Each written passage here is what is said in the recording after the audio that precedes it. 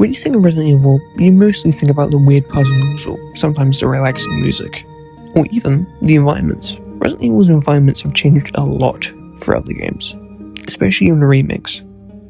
And the two environments I want to talk about today are from Resident Evil Requiem. After playing a bunch of it, the environments have been stuck in my mind. The beautiful design of the care center reminds me a lot of the castle from Resident Evil Village, which, if this is well, I'd love to cover RE8's environments. And also, the charred remains of the RPD stand out a lot to me, even if there isn't much to see. But sorry, I'm not going to be covering up all the locations in the care center, just the main entrance. Like I said before, if this does well, I'd love to cover the whole game. The first thing I want to talk about in the care center is how good save room music is.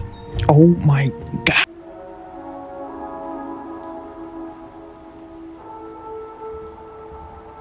Okay, but seriously, I want to talk about the reception and how beautifully designed it is, taking inspiration from RE1's mansion and a bit of RE2's RPD. It's a nice mix. And also, there's a nice reference to the statue lady from RE1. At the back, leading up the stairs, they have a nice subtle reference to the RE7 dog door. The layout of the care center is very confusing.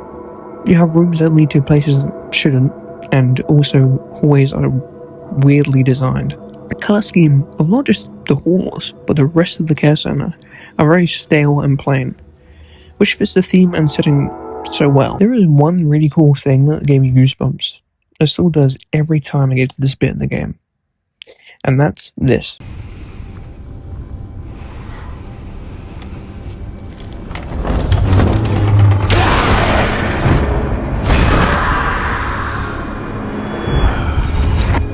It's on you now.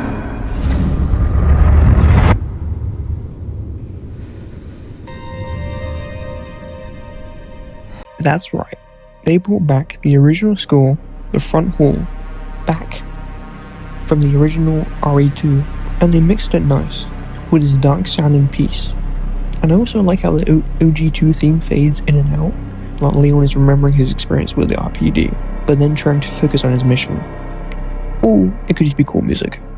When you first step back into the RPD for the first time, thousands of memories rush back to me, and it fills you with nostalgia. Which is weird to say because RE2 remake came out last year. What do you mean that was 7 years ago?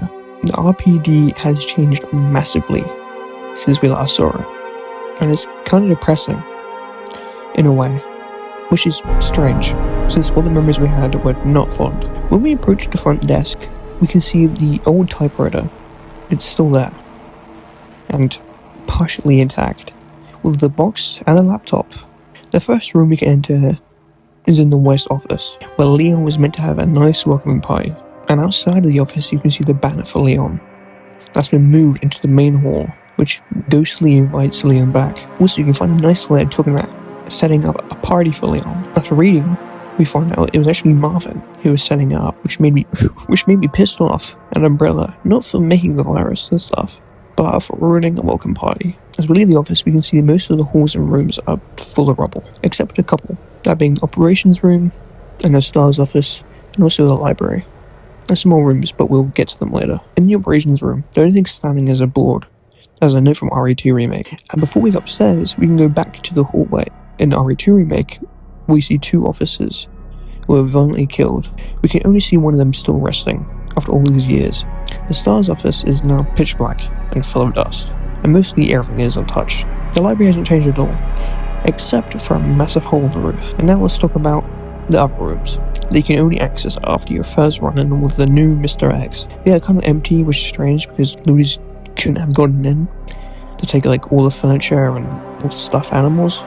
I guess that all the rubble around in each room could be all the stuff, but I don't know. Maybe I'm wrong, to be honest. To be honest, I haven't played RE2 Remake in a long time. I know I rushed some bits in this video, and I do want to cover the entire of the care center and Raccoon City in the future. I hope you enjoy this different type of content, because I want to do more stuff like this for a bunch of games like Dead Rising and the OG Resident Evil 4 and Metal Gear Solid 3.